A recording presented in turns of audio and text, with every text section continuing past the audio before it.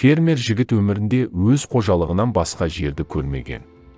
Ол күшті, бірақ өте әсерлі және шынайы жігіт болды. Кіммен сөйлесе де әңгімелесушіні түсінуге тырысатын, жас жігіт үшін адалдық пен шыншылдық маңыздырақ саналған.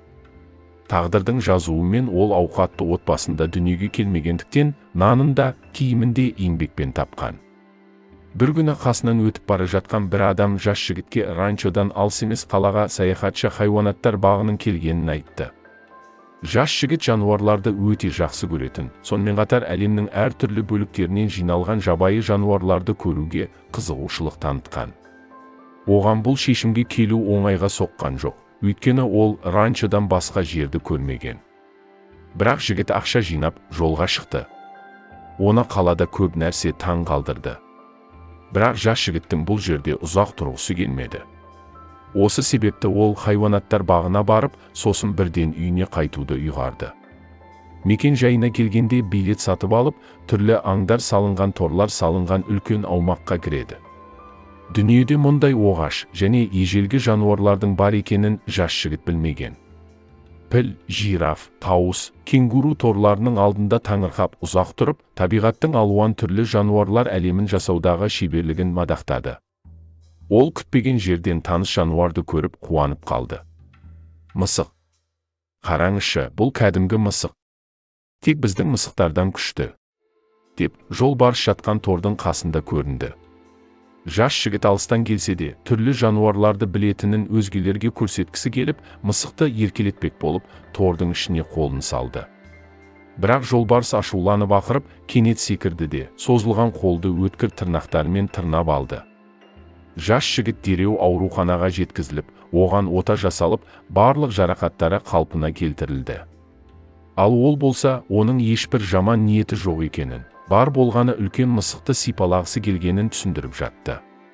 Жүрегінде азапты дерт оянып, тағдырдың әділетсіздігінен қысылды.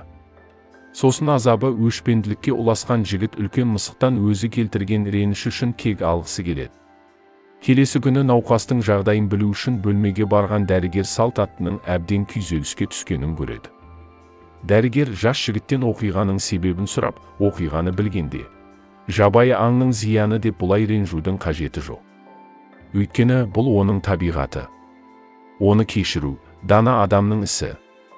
Сіз де жануарды кешіріп, бәрін ұмытыңыз, бұл сөздер өрт сөндірушіге қатты әсер етті. Жолбарысқа ренжіп, ашуланып, қателескенін түсініп, жануарды шын жүректен кешірді. Бұл сезімнің өзі оның жүрегін жібітіп, жас жігіт ашуланған үшін жолбарыстың алдында өзін кінәлі сезінеді.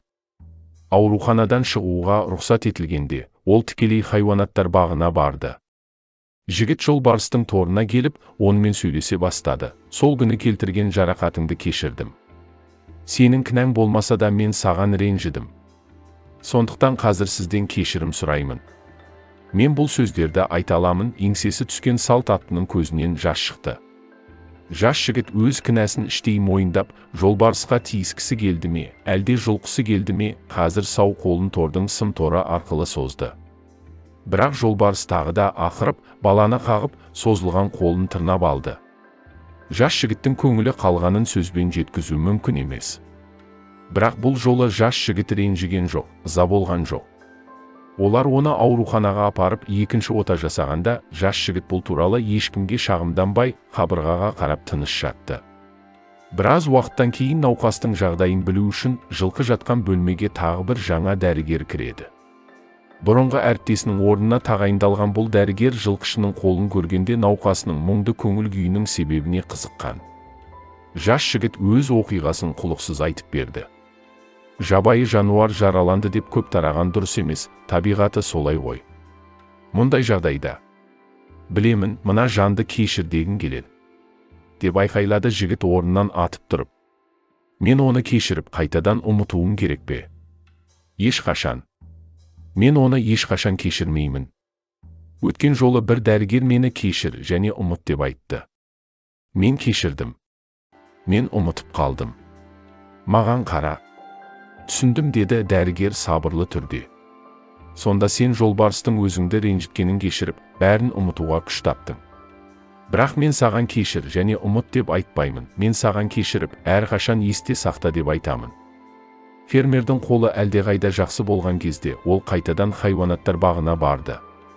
Жолбарыстың торына келгенде бұл күшті де сұлу жануарға ұзақ үнсіз қарап, сосын мен сені кешірдім, жолбарыс. Мен саған бұрын қатты ренжідім, бірақ қазір қатыгездік сенің табиғатың екенін түсіндім. Қалай болғанда да мен сені қайта көруге келемін. Қош бол, жолбарыс, бірақ кешір, мен саған бұл жолы қолымды бермеймін.